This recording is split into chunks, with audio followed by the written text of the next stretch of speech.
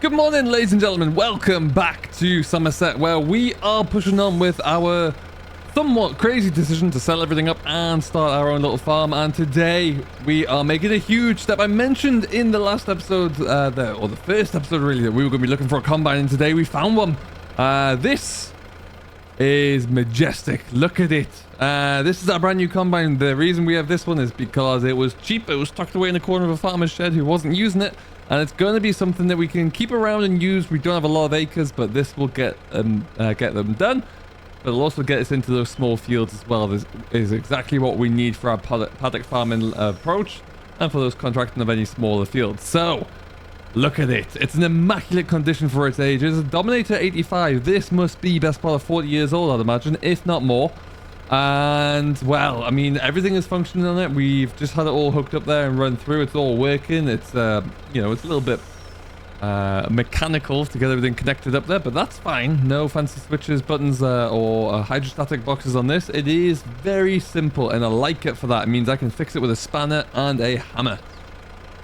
Air conditioning as standard. This is everything is on the dashboard on the side, so nice and efficient. Minimalistic design and control is how I would describe this one. And this is going to be it. For now, at least, for at least a season or two, just so we can get our own harvest done. So this is going to get us going with our harvest. First of all, got about 8 acres of wheat and about, I don't know, 3-4 acres of oats. And then any small little gigs that I can find around the bar. We are actually suddenly quite busy. We have been speaking to the old chap that I bought the land off in the first place. He's got a field that he wants cut for hay. And I got 2 other fields that I'm working on for a friend of his as well. So this is exactly what I was looking for, to get a bit of word of mouth going, to get some small little gigs that we can work on with. So I mentioned that I was looking at a lot of equipment, and I have been splashing the cash. This combine as a whole cost me around about £26,000, can you believe it or not, with everything in it. Maybe I paid a bit premium because of the collector's edition on that one, but anyway, I'm gonna take the header trailer back. The combine is slow, like cripplingly slow, and I don't have time for slow today. So what we'll do is just get that door shut there. We're gonna just take the header trailer back now, and we'll come back and collect that at a later time, because yeah, like I say, I need to get ourselves away and get back over to another one of our new purchases. We're going to drop us at the yard. We're going to take the truck, and we actually have a second tractor, can you believe? I didn't necessarily anticipate buying the second tractor, but I went to go and look at some grassland equipment, and it was there. And it was, well, really an offer that just seemed too good to refuse, really. It was a Godfather offer, I suppose. And it's going to help us out massively with what we intend to do as we move forward. It's a little bit heavier machine than this one, a little bit more horsepower on it as well. It's about 145, but it is going to be perfect. It's on a rake at the moment, which we have also bought. I bought my first brand new bit of equipment, folks, and it's incredible.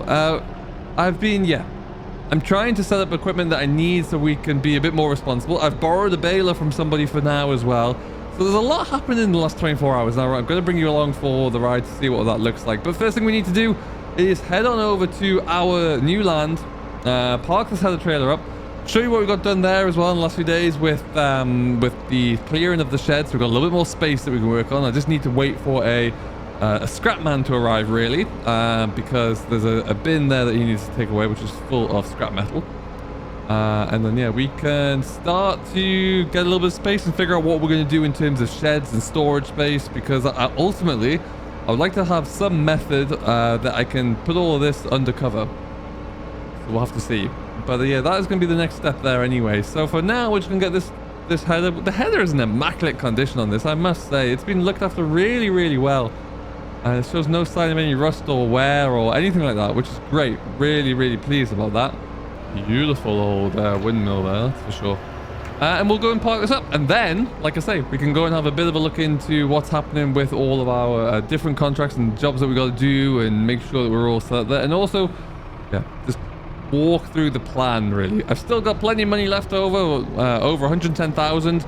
I have a few bits of equipment I'd love to try and source, just to get me set up for everything, really. But I've tried to buy budget things here and there and spend as little as I can on some bits. We don't need to go over the top with anything. Some of the quotes I'm receiving for custom machinery are just absolutely mind-blowing. So obviously we avoid those where we can, because it's just a bit unnecessary. And right now, what I really need is just to get the basics, the bare minimum. I'm actually going to look at later on today, or maybe even tomorrow, a 3-point linkage loader, because that will be a little bit easier. So I don't need a telehandler by any stretch. I don't do anything like that. A front loader would require brackets and a new loader, and they're quite expensive there. I'm gonna have a look at this to see if it can get me by for a little bit, and just to see how we get on with it, really. So that might be a significant step that we take, but we'll see. We will see how it goes. And then, yeah, we'll be able to move forward. I have everything I need right now to harvest our own grain. Got a grain trailer for quite a good price as well. It's an old thing, but it's in good nick. Got a a flatbed trailer so we can stack bales when we get to that stage as well. So yeah, everything is coming together. We'll just get ourselves back on over to our yard and have a look see. So I'd love a shed like that. It's not to be fancy, it's nothing special, but that would just be perfect to stick everything in, to store everything, and keep most things under cover.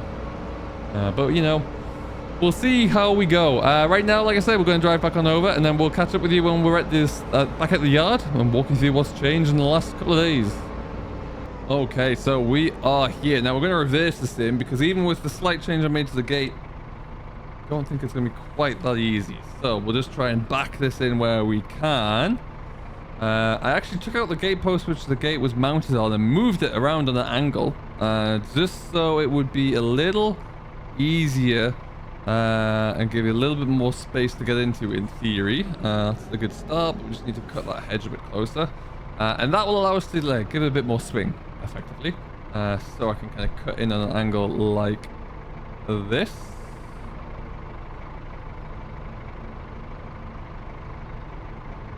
There you go. As you can see there, a little bit of fence up there just to move it in, gives it a lot more space to work with. Makes it a lot less of an acute pain to get around. However, what we're going to do, we're going to reverse this straight back. I have found myself an old little second-hand diesel tank, which is good. So that is all up and away. Need some diesel in it though, so we're waiting for that to arrive. Build up a bit of a wood pile. We're going to set fire to that soon. I've got a building merchant who has skip hire come to collect that scrip and get rid of all that rubble for me.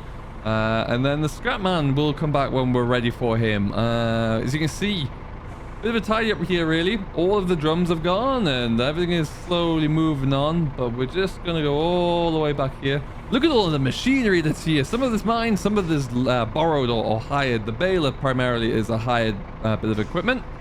And there's also a tedder in the shed, which is also hired, but we're gonna leave this here for now. Wonderful stuff. All right, so like I say, the mower is mine. I got that is a new to me mower. That was about £4,500 for that guy. The grain trailer is mine as well. Someone's looked after this really well, but it's in good nick. It's not the biggest. I think it's about 10 ton, but it's perfect for what I need. Fits my tractors perfectly, and it will also get in and out of everything I need. The trailer or the baler, like I say, it's hired in. It is an Impress 125. It makes the smallest bales. The reason we've done that is because if I do look down the line of a 3-point linkage loader, it's going to be a little bit easier to lift them up with the angles and everything. Anyway, that's what we're thinking there. This bale trailer is used. It's a bit battered in places. It's cleaned up well, but there's a lot of paint missing and wear on it. It didn't cost me too much, and it's probably about the length or the maximum length I want to get in and out of some of these fields. So that's why I went for that one. It's fair enough. It's pretty straight, pretty clean. It could do with some ladders on the front of it or something, but it doesn't have those. We'll work around that. But yeah, it is pretty straightforward. And again, it was key for me that it was cheap. Air brakes on there as well, so it's nice and safe. And then of course we leased the tedder here as well, which is a beautiful tedder actually. Been using that already, spoiler alert, but that's fantastic, and it fits onto the 7740 very nicely as well. It can power up, lift it, no problem at all. It's a great tractor actually for doing things like tedding because it's nice and nimble, can turn on a sixpence as well. Very, very nice indeed. So the combine's going to come up here soon.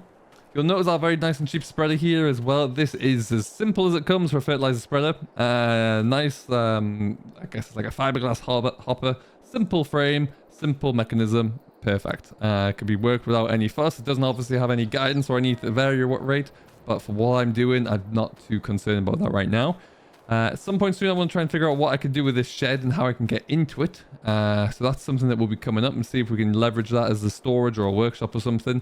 And here, well, you know, this is going to be simple machine storage shed for right now. Probably end up just keeping the tractors in here, I imagine. I want to try and stick something over here, some kind of shed, whether it's along that side, but we need to leverage the space where we can. And maybe even when we get rid of this bin, which is full of scrap, get rid of this, which I still can't get into, but my word, is it heavy. That's just got all those oil drums and bits and pieces in like that, so we'll have to get rid of that. And yeah, we'll see. But yeah, it's coming together. We're tidying up. It's looking a lot better for itself now, certainly from where we were. And so that is fantastic for us to really see. So hopefully we'll be able to see this continue and we'll get a little bit more work done. But what I really need to do, I have what's probably going to be about 30 acres of hay I need to finish up. It's currently, one lot is rode up ready to go with the baler. We're going to go out and see the second tractor that I have parked in the field ready to go. I just had to dip away because I had to go and look at that combine. So we'll go for a bit of a drive and we'll go and find the tractor, which is not too far away. Get the rake finished up. We just need to go and get the second field raked up. There's one field that's not been mowed yet, but we're going to get the two that are baled or mowed down first. We're going to get those done. The rake that we have is mine. It is brand new. Like I say, it's a Crone rake. It's a lovely, lovely rake. Really good quality, but it's nice and simple. Nice and small. It's 3-point links mounted, single rotor, so I can get in and out these fields again. It'll just allow me to slowly take ownership of all of this. And if I can justify it with more and more acreage of hay every year, then I am more than happy with that. So that's the plan, at least. We just need to continue to get these little jobs done. I have a field of my own that I'm going to get knocked down. Not sure if we're going to look to get any sheep or livestock or anything at this stage, but I'll make the hay anyway. Worst case scenario, I can find someone to sell it to. So that's the thinking there, at least. But we are about to go and find the new to me tractor. This gate is a tight one to get in and out of. My word. Right, down we go. Beautiful grounds though. Just look at this. Absolutely fantastic. I think this is National Trust owned. But we do have access to go through here. I did have to check and qualify that before we started. But yeah, let's go around the corner. And there it is. We've got a Renault, folks. And what a machine this is as well. This, like I say, I wasn't necessarily desperately keen or looking to get a second tractor, but this was dirt cheap. You're looking around about, for this, it's a 155.54 turbo, about 150 horse, give or take, and it was about 18 grand. Now, what this does for me is gives me a little bit more flexibility, gives me a bit more weight, bigger engine, 6-cylinder engine on this one as well, so you got a little bit more grunt to it than you have on the 7740. Ideally, I would like to get a small drill and maybe even a plow at some stage in the future, so this will be able to do a lot of the heavier cultivation work. But for right now, it's sitting on the rake. Again, just a fine example of a tractor. Really, really is. Just looking fantastic. And it's a nice machine to be in. It's comfortable. It's got air conditioning. It's not the top of the range there. There is like a, I think it's called a Tectronic or something like that. So a similar kind of machine, but this is not it. But what it is just functional. Everything works. Everything responds as it should. It feels like it's got plenty of grunt left to it as well, which is always good to see. So we'll see how we get on with it. Right now, though, we're just going to get this field all raked up. Like I say, brand new rake to us on the back here as well. So you can see it's very straightforward there. Nice quality with Crone. It packs up really compactly to get through fields and along the road there. I don't need a twin rotor rake or anything absurd like that. It's just perfect for what we need right now. And got a good relationship with the guys at Crone. Able to get this packaged in and then get a good deal on this. But then also go off and lease in a tether for our needs as well. So really, really happy with that. We'll get it fired up there. Down she goes. Like I say, not the biggest field here, however. Let's get ourselves done. And we can get this raked up, and then we're on to the baling, really. Should be straightforward from there. And then we've got another... This is the... what would you say this is? It's probably this field and the one that's already been rowed up are about the same size. And then there's one which is about twice the size as this that is just over the other hedge from our farm that we need to get into and get that mowed down as well. So that'll keep us going. Get us plenty of work there. And then we can move forward and see how we get on. At some point in the next couple of days, I'll probably mow down the rest of the hay, and then we're going to try and get that combine back over and get it into our own ground so we can get on with a bit of the wheat harvest. We are going to be, obviously we've got nowhere to store that, so we're going to be carting it straight off to a grain store where we can hopefully look at you know, turn a bit of a profit. That'd be something to get us some revenue coming in from our own ground. That'd be really, really impressive. And then we can see where we go from there. But that's what we're going to be looking into for right now. We'll get this road up anyway. I am putting 2 passes into one, so when I get to the end of here, I'm going to be spinning around and coming back down the other side, so we can get a bit of a better, easier swath in here. And they'll should speed up our baling as well. Like I say, we're going to go for the smaller bales so we can handle those a little bit more effectively. And I'm half in mind, if I can ever find an opportunity to get a conventional baler and all the handling equipment that I'll need for that, I might look into it. It's a bit of a fantasy at the moment because that's such a hassle to get everything that you need lined up for that one. But we'll keep an eye on it and see what that looks like. For right now, though, of course, it's just about getting done with what I can. There you go. This is a little bit more clunky at times to function with than the gearbox and the controls on the Ford. You'll notice that everything's in front of you on the wheels there. You got your high-low splitter and you got your forward backwards as well. But it's, you know, everything's what you need. You always used to be able to say you can hang your lunch bags on some of these levers and you can, you know, put your hat on the other one there. Everything's out in front of you. There you go. Yeah, it's a quiet cab. It's an easy cab to be in as well. I do quite like it. And as you can see, coming off here, there's quite a swath. There's quite a crop of hay on here. So this is all going to be sold off straight away, I do believe, or there's even a buyer for it. So we'll be in here baling this probably this afternoon.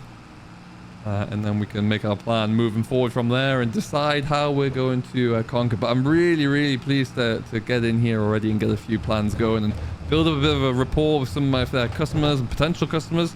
Because like I say, there are a lot of smaller fields around here and I do fancy really trying to capitalize on that potential business. I'm going to look to get a topper so we can do like pastures, laneways, that kind of thing, and just tidy everything up as and when we need to. That'll be a pretty sweet way to go. Maybe even at one point look to get a hedge trimmer if that's necessary. But we'll wait and see what that looks like. All right. Yeah, we'll get this all rolled up anyway, and then we'll come back to you to see what the next steps look like and plan for a little bit moving forward. All right then, that is done. All rolled up. Looking pretty good as far as the crop of hay is concerned. I'm going to leave the tractor there quickly. Just get this truck parked back at the farm. Do a little bit of machinery swapping around at the yard there. So yeah, like I say, 2 fields are now rolled up, ready to roll and ready to bale. And then we've got 1 more to mow and just leave on the deck for a little bit before we throw it around. Probably, if not tomorrow, the day after, weather depending. Okay, bouncy, bouncy, bouncy. Don't know if I'll get a tractor and trailer out there very well. Anyhow, and then we're all set. There's our field of oats. You can just see through there.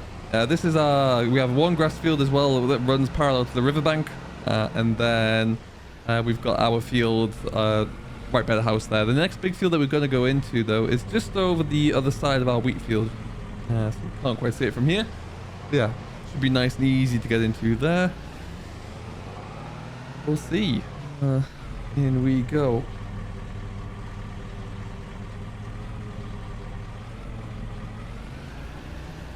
Excellent stuff. And again, we'll just ditch the truck here, I think. At some point soon, because I don't know how much more we're going to do, but there will be a fire coming up soon where we can just get rid of all this wood around here. But yeah, this is ready to go, so we do need to get onto that as soon as possible. The weather's looking good for the next few days, though, so I'll probably get into it tomorrow where we can. And then we can see what that looks like from there. Yeah, we're going to jump on to the baler. Should be fine on the back of the 77 here as well. What I was thinking, if I bring you into our little computer here on my phone, looking into a few different options in terms of sheds that we might have available to us here. And there was a few that we were thinking about as well that we can kind of CGI and place in situ really, but they are all very expensive. And I was thinking of, you know, a lean-to which has a bit of a shut-in door on the side of it, but yeah, it's more money than I can afford at the moment. There's a simple agricultural shed that we could maybe fit in the side here as well, but again, a lot of money there. So we'll see if I can find something I can knock down in situ. That'll be great, and I'll definitely do that instead. If it's something I can just find from a you know, from a bit of a farm with a landowner where it's not being used, I know we passed one earlier over that way, then something like that would be ideal. But we'll see. We shall see. All right. Let's just get ourselves hooked on to here. We've got this baler for about a week's hire. I keep checking classifieds to see if there's anything that we can buy. There's nothing of any good value. A lot of the balers I'm seeing are having a very good second-hand market at the moment, so we're gonna have to go a little bit older, I think, and see what that looks like. But for now, like I say, we'll just have to see how we get on with this one. Looking for 8k round baler, not really too fussed. This Pottinger is brand new with all the bells and whistles, and it seems to be a very good baler indeed. But yeah, like I say, we'll have to just play it by ear and see how we get on.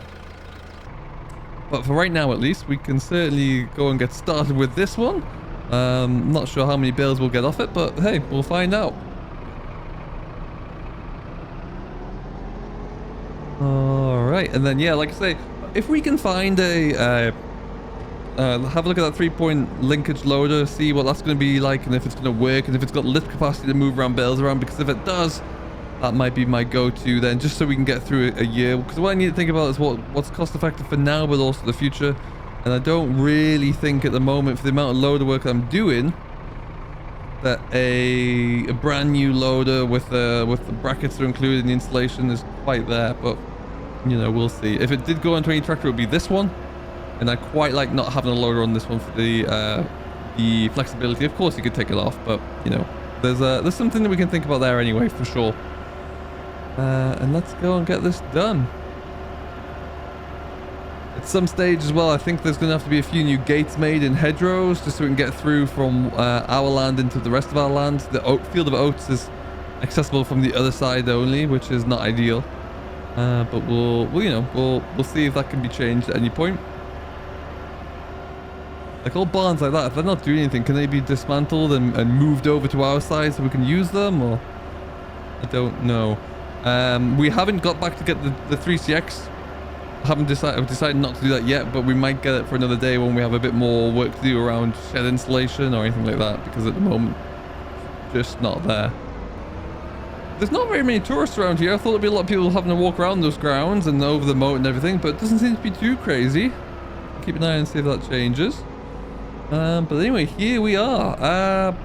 It's amazing what you can do really if you scrap around through the classifieds and find tractors and how you can get yourself slide up. But at the other side of that as well, the significant cost that it's taken me to get 2 tractors, a few bits of equipment, and a combine is astronomical. So you've really, if you're not in a position where you have, fortunately I had assets I could sell to begin with, but if you don't have those, it's become a bit of a different ball game there for sure.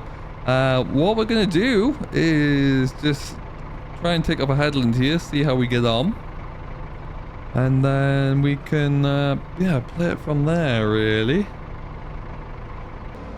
All right, I think that's us.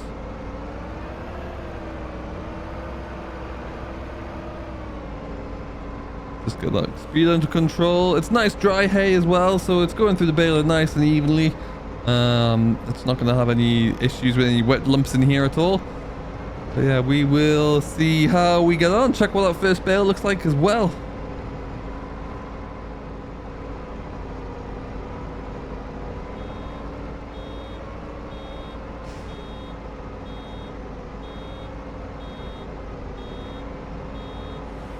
There you go.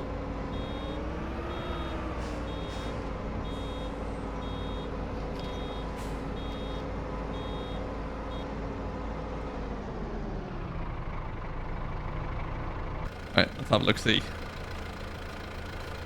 Look at that, my first bale. It's tiny. 1.25 meters in diameter there, but it's out. Perfect. Looking pretty good, pretty solid there by all accounts. Fantastic, nice clean chamber inside as you come to expect. Awesome, awesome, awesome. So we will, in that case, then get cracking and see how we get on. Lots to do still here, as you can see. Let's get you shut. Alright, and we're away. So what we'll do is we'll probably leave it here for now as we get started with the baling. Lots happening here still, as you can well see, and we will bring you along for the ride. Hopefully soon we'll have our own harvest underway, and you never know, we might even start to make a bit of a profit here on some of our grounds. So watch this space for that one. Until next time, thank you very much for watching as always. I do hope you have enjoyed. I've been Simulation for the Nation, and we'll see you all in the next one. Take care.